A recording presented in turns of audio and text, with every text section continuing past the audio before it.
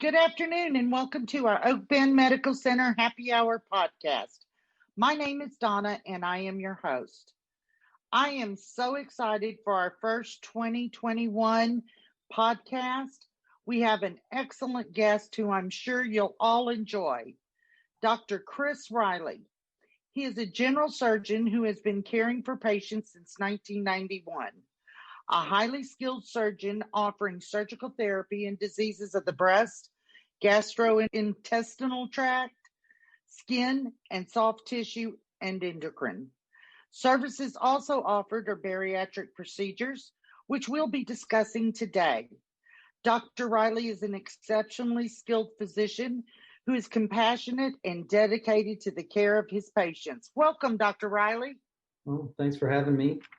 We are so excited to have you because everyone's struggling, not everyone, but a lot of people struggle with obesity and have tried to lose weight and can't seem to do it and have medical conditions where weight loss is essential to their health. So we're going to talk today about all this. How long have you been doing bariatric procedures? I've been doing bariatric procedures for about 12 years. I realized quite a while ago that in my general surgery practice, there are quite a number of patients, their surgical and medical problems were directly related to their weight. And so I thought it was a very good thing to do is to help them with their weight loss, which would help all their other medical conditions. So that's why I branched out into bariatrics. So how does one connect with you if they feel like they want to pursue bariatrics, and who qualifies for the procedures? So if you want to call our office, 281-497-0296, or we have Oak Bend Facebook page and Instagram, you can get on there and look at us. But essentially for weight loss surgery, we want someone with what's called a BMI, that's a body mass index, that's a height to weight ratio of over 30. So that roughly equates to being 40 pounds overweight. Most insurances will cover patients that have a BMI of over 35. That's about 70 pounds overweight with a medical comorbidity, meaning if you're in technically what we call obese, meaning over BMI of 30, and you have diabetes, high blood pressure, high cholesterol, a series of other things, chronic back pain, knee pain, oftentimes insurance companies will cover for that if you have the benefit. There are different types of bariatric surgeries, correct? Correct. Over the years, there have been lots of different types of procedures. Someone that you may have talked to that had weight loss surgery 30 years ago would have something quite different from today. The main weight loss options are the Orbera intragastric balloon.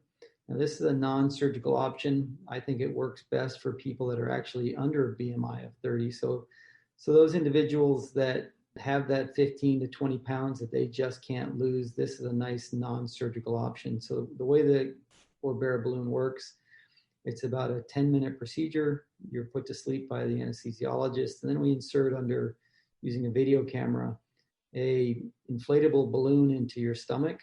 That helps make you feel full and helps satisfy your appetite. And so it helps you stick to a diet.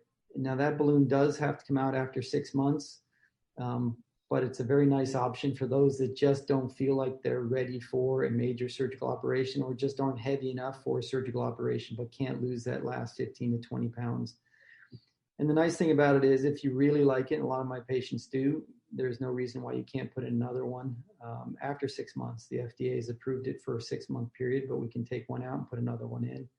And I've got many patients that like it that much that they have one balloon placed after another and they're keeping their weight off.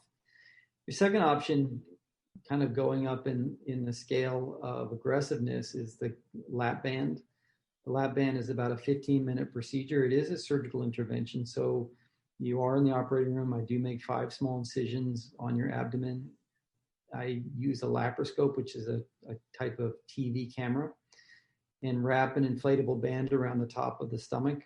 and a little port underneath the skin. And through that port, we're able to adjust the tightness of that band around the top of the stomach. And that helps control your appetite, makes you feel full faster, and helps you stick to a diet. The most popular procedure done today is the gastric sleeve. Gastric sleeve is, again, a surgical intervention. It, again, is recommended for people that have BMIs of 35 and above with other issues like diabetes and hypertension, and where we trim off about 80 to 90% of the stomach. So it gives you a much smaller stomach, and that helps control your appetite. And so with appetite suppression and portion control, this helps you to maintain a diet. Now, the success rate with gastric sleeves is quite high, and particularly in what we're finding in type 2 diabetes. There's an epidemic of type 2 diabetes in America today. And what we're finding is that is directly related to the obesity epidemic. And when we can get individuals either through diet and exercise or through surgery to lose that weight, we're finding that type 2 diabetes can go away almost up to 80% of the time. So it should be considered a treatment recommended by the American Diabetic Association as a first-line treatment for individuals that are 100 pounds overweight with type 2 diabetes. So if you're an individual that is on metformin or shots or things like that to control your blood sugar, weight loss surgery should be at the forefront of your thoughts for treating your type 2 diabetes, because it can cure diabetes. If you get your body weight down and you keep that weight down, there's a good chance your diabetes will go away. You'll be off your medicines and you won't have the diabetes come back. Now, the third major operation is the gastric bypass. Gastric bypass is kind of our gold standard. It's been around the longest. It's a much more complicated procedure than the gastric sleeve. Some feel that it's still the first line therapy, but most surgeons are doing a gastric sleeve instead of bypasses, myself included, because a gastric sleeve, it's only a 30-minute operation. You go home the next day. Most people are back to work within about a week to a week and a half. And so the recovery is nice. The complication rate is quite low, and the results seem to be very good. Still, there are some individuals where gastric bypass probably is a superior procedure. For instance, if you really are significantly overweight and you have very difficult to control diabetes, the gastric bypass seems to be a little bit better for someone that may be on 3 medications to control their diabetes, and they're still having difficulty getting their sugars under control. So there is a place for gastric bypass. It takes a little bit longer as far as the surgery. The sleeve takes me 30 minutes. There are people faster than me on a bypass, but it takes me 2.5 hours to do a bypass. The hospital stay is about 3 to 4 days. And because it's a more complicated procedure, technically, then the risks of surgery are a little bit higher than a gastric sleeve. So those are the main procedures that are out there today: an Orbera intragastric balloon, the lap band, the gastric sleeve, and the gastric bypass. So it sounds like there's quite a few options that you can choose from. How much weight does somebody typically achieve on these procedures? So in the Orbera intragastric balloon, it's quite variable because it's not as strong a weight loss technique as, say, a surgical intervention like a sleeve or a bypass. You really have to participate. You really have to exercise and follow your diet and make sure you're doing all the things that we recommend. What I like to do in my clinic is I have all my patients that have had the gastric balloon put in, I have them come in every single month for the 6 months that they've had the balloon in, so that we can reinforce and keep them motivated to lose weight. My experience is somewhere between 15 and 25 pounds. The literature says about 30% of your excess weight. I just find it's very variable depending on how motivated the individual is with the gastric balloon. I've seen individuals do extremely well with gastric balloon and some individuals not do as well. They really have to understand it. And that's why I'm very intensive with my monitoring of patients with a gastric balloon to make sure they're doing the right thing. In the lap band, we expect about 65% of patients to lose 50% of their excess weight within the first year. And so, an example, if you're 100 pounds overweight, a successful patient would be someone who loses about 50 pounds. In a gastric sleeve, we expect about 60 to 65% of your excess weight, so about 60 to 65 pounds in your first year if you're 100 pounds overweight. And a gastric bypass, a little bit more, maybe 70 to 75 pounds if you're 100 pounds overweight. Okay. What is the preparation for surgery? Do you have to have some kind of try to lose weight or see a nutritionist? I mean, what's the prep for it? Well, it really depends on what you're getting done. Now, intragastric balloons, we don't really have much prep because most of those patients don't have diabetes. They don't have a lot of medical issues. They just want to lose that 15 pounds. And so I really don't put them through a rigorous preoperative evaluation, but I do counsel them. So we do a lot of face-to-face talking, and we talk about diet and nutrition. But as far as the gastric balloon, not really much more than that. Now, on the surgical interventional procedures like lap band, gastric sleeve, and gastric bypass, absolutely everybody needs to see a nutritionist. Oftentimes, the number of nutrition visits is dictated by the insurance company. Some insurance companies want you to document that you've kept weight, or you've tried to lose weight for several years, you've seen a nutritionist. Most fall in the range of seeing a nutritionist once a month for 3 to 6 months. And then I do basic blood tests to check your cholesterol, check your thyroids, check some basic things so that if there was something that we could correct, for instance, if your thyroid was very abnormal, thyroid function, and we corrected that and you lost weight, well, that would be a good thing. We wouldn't need weight loss surgery. And so we do those basic studies in advance. A lot of individuals that have, weight issues also have bad indigestion and reflux. And so in individuals that have bad reflux, they may need an upper endoscopy. And if they have things like a hiatal hernia or esophagitis, we may, add that to the procedure, fixing a hiatal hernia during their sleeve or, their gastric sleeve procedure or their lap band procedure. And so it really depends on the individual. If they have heart condition beforehand, and a lot of patients with obesity have a lot of medical issues, so they may have to see their cardiologist first. They may have to see their lung doctor first. We know that a lot of people are overweight for a lot of reasons that have nothing to do with weight. They have to do with a lot of stress. They have to do with a lot of issues that they had in their childhood, relationship issues. So, depending on someone's background, they may see a psychologist in advance so that they understand what they're getting themselves into, so that when they actually do go through the procedure, it gives them the best chance of coping with the changes that have to be made after surgery. Our ultimate goal is success. We want patients to come in and they understand what they're getting done. We want them to be happy with their results.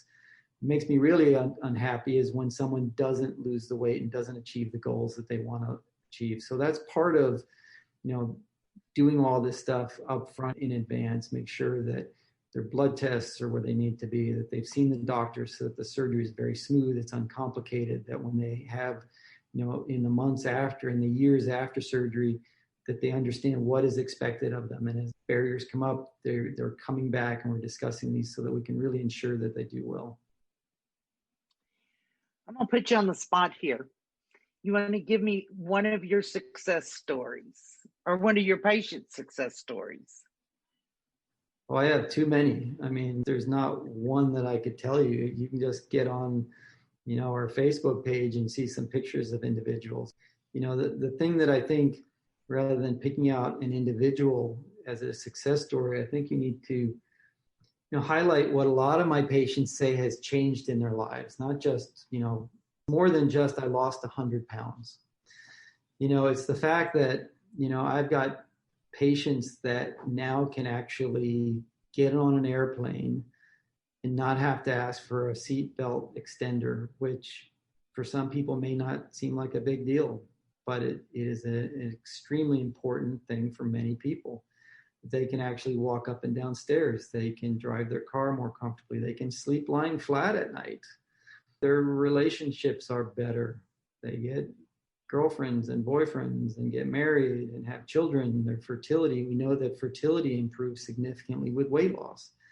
And so if you have obesity and you can't have children, now oftentimes obesity clinics are sending you to get weight loss, because we know as you lose weight, oftentimes that fertility improves. So it's not just one person loses 100 pounds is a great story. It's more of how it affects every aspect of every patient's life that is successful. It is truly life altering. There's a thing called a quality of life index.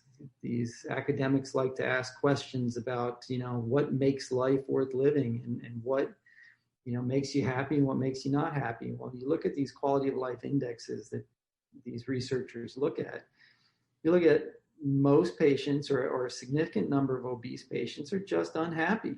Let's just, the reality of it, they're unhappy. And when they lose the weight and they're actually able to do the things that they could never do before and feel better about themselves, their quality of life, self-esteem, and everything that goes along with it significantly improves. So these quality of life indexes significantly improve once you lose your weight.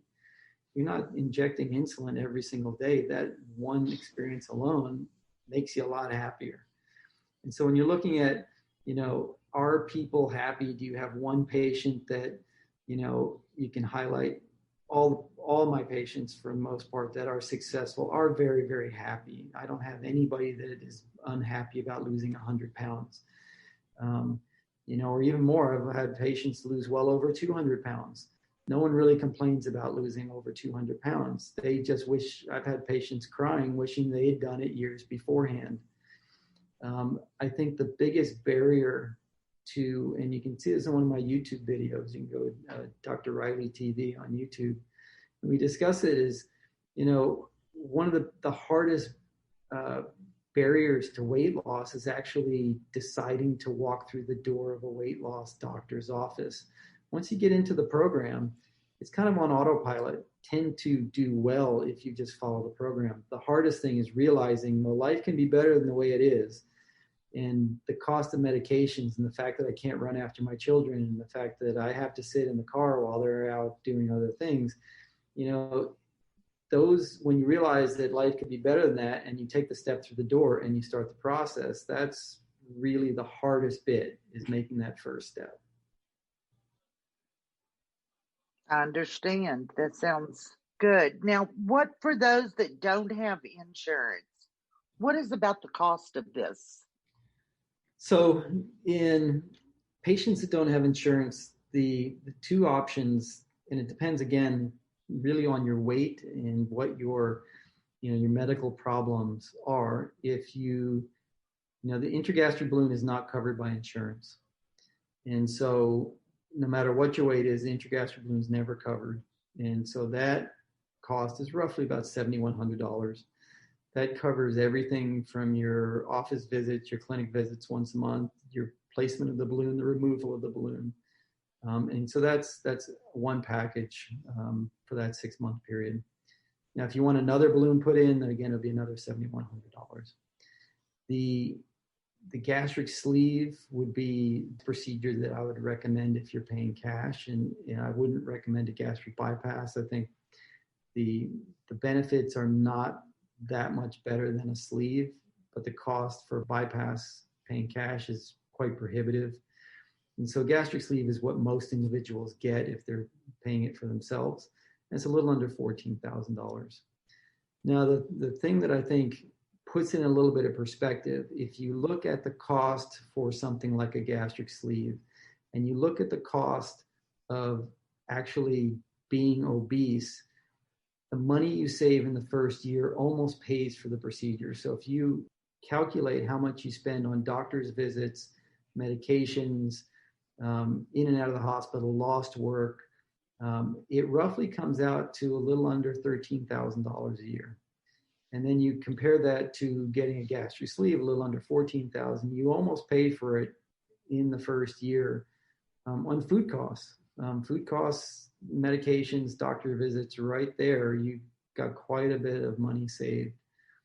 And this is hard for a lot of younger patients to comprehend, but we know that obesity shortens your life on average of about 13 years. And so if you have something that an operation like gastric sleeve that takes about 30 minutes for me to do a gastric sleeve, overnight stay in the hospital, yes, $14,000 is a lot of money. But how much would you pay for 13 more years of life? How much would you pay for higher quality of life, which we know is significantly higher? Within even the very first year, your quality of life significantly improves. All the things that you're able to do. So it really does pay for itself quite quickly. Yeah, it sounds like, one, you can't put a price on life. Correct. And taking care of yourself, it sounds like a good way to go. if you're interested in doing this. And then we talk about excess skin. We hear about all these people that have lost all this weight and have excess skin. It's a very, very common problem, but to be honest with you, most of my patients, they worry about it before getting surgery. I rarely send someone to a plastic surgeon after surgery once they've really recovered. Most patients, the skin takes a little time to catch up with the body. And so my recommendation is don't consider going to a plastic surgeon until you've lost your weight, and you're going to lose most of your weight in the first 12 months, and then give yourself another 6 months and see what happens. When patients start this process, they come straight out of the gate all enthusiastic. I see them at their 3-month visit and they're like, I'm going to see a plastic surgeon and I'm getting head to toe, everything nipped and tucked. And once I calm them down a little bit and they come back, and when I see them at their 1.5 visit, because I see them quite frequently, rarely do they say they're going to get the whole body. If anything, they may say, well, I thought I was doing everything. Now I'm just getting a little lipo here or there that just won't tighten up.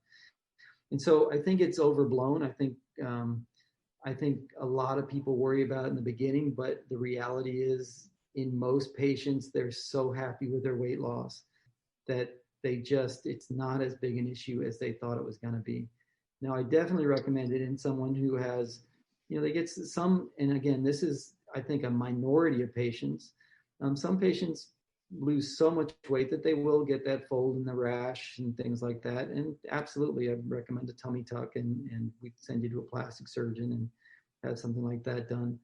But again, it's usually once you stabilize your weight. Plastic surgery shouldn't be considered a weight loss procedure. You don't get plastic surgery to lose weight.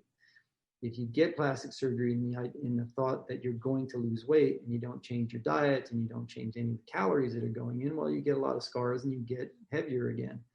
And so, ideally, you stabilize, you find the few areas that really are kind of niggling and bothering you, and then you have a good plastic surgeon focus on those areas. Those are the patients that I think are the happiest. But again, most patients come into this process, the first word out of their mouth is, what am I going to do? I don't want to lose too much weight because I don't want that sagging skin. But then once they've gone through the process, usually by the 1.5 years, I never have patients asking me about sagging skin. It's just so far at the back of their mind because they've changed so much about themselves.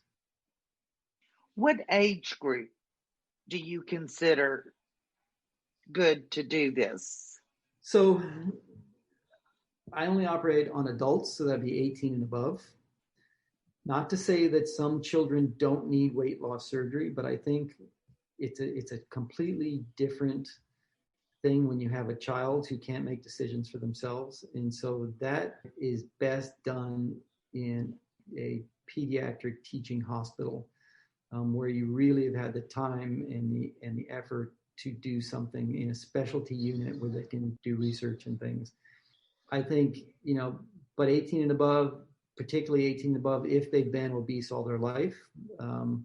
I think if you were 17 and really skinny and then all of a sudden you're 18 and in college and you happen to gain a lot of weight, I don't think that's a great idea for weight loss surgery. Weight loss surgery really is for patients that have had weight issues all their lives and they're starting to develop complications or they're at a high risk for complications from their obesity. I don't have an upper limit on weight. A lot of people say, well, how old do you have to be before you won't do it anymore? Nowadays, age is really, truly just a number. I've got patients that are in their 70s that are very fit and all they need is to lose some weight and absolutely, do weight loss procedure on you. So I don't have an upper limit. I do have the lower limit. I won't operate below 18 though. Is there anything else you'd like the general public to know about taking care of their health and how this is just a great advantage to take them to a greater health level? Well, like I said earlier, I think individuals really need to look at, their quality of life and their health issues and realize that there actually are solutions to their problems. Years ago, you'd go to your family practitioner and you'd get the news, you're now a diabetic. And the family practitioner would tell you, well, you're a diabetic for the rest of your life. That's it. And there was no concept that maybe diabetes was a disease that was caused by one thing and can be treated and the diabetes can go away. And still that is an impression among some physicians that we're really trying to fight.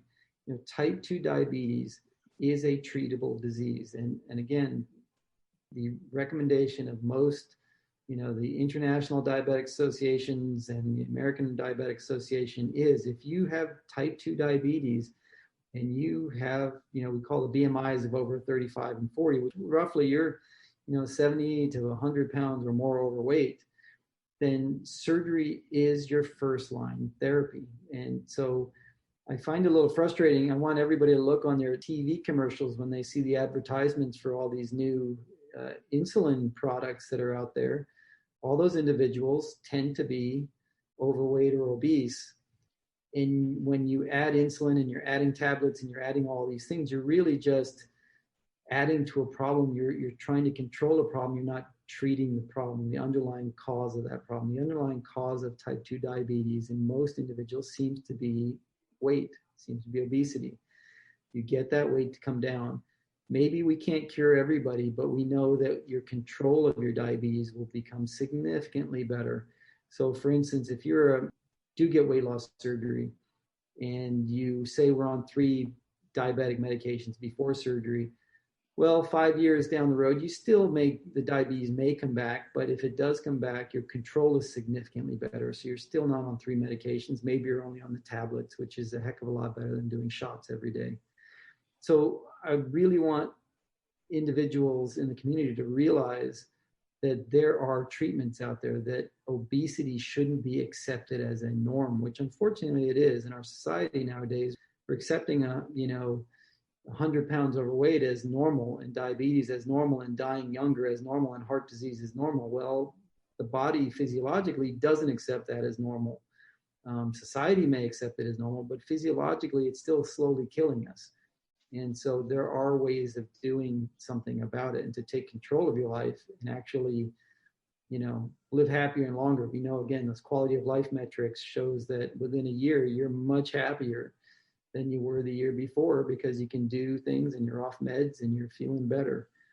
So really our goal is to get the message out that there is help for diabetes. There's help for, being in a wheelchair and your knees hurting, your back hurting, getting back surgery 3 or 4 times doesn't help your back if it's carrying an extra 150 pounds. So losing weight solves so many problems. We know it decreases your risk of cancer. Just that alone would be something that most people don't understand, but improve with weight loss. So it really is significant. It's the health issue of our time right now.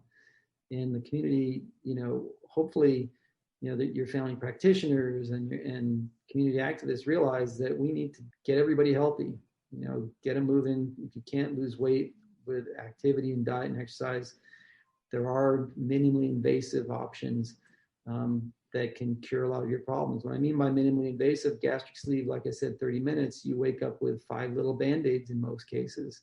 Going home the next day and your diabetes, I've had patients' diabetes go away within a couple of weeks. They're off of medications they've been on for years, and within a month, they're no longer taking it, or they're off of insulin within a few weeks and they're down to tablets within a few weeks. So it can be that dramatic.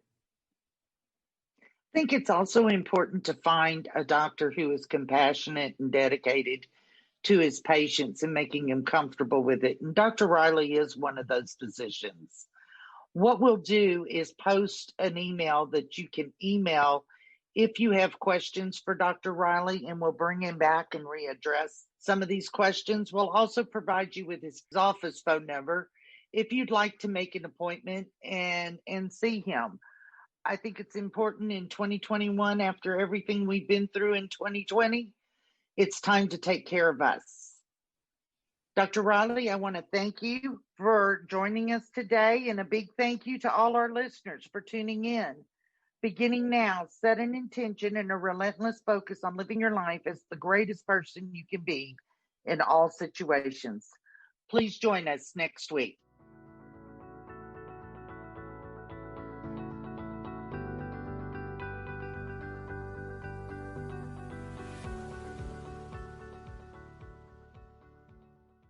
Thank you for joining us today on Oak Bend Medical Center Happy Hour podcast.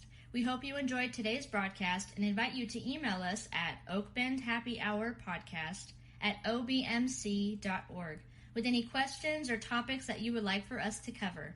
Remember, you can find us here each Friday at 5. Until next week, be mindful and stay healthy.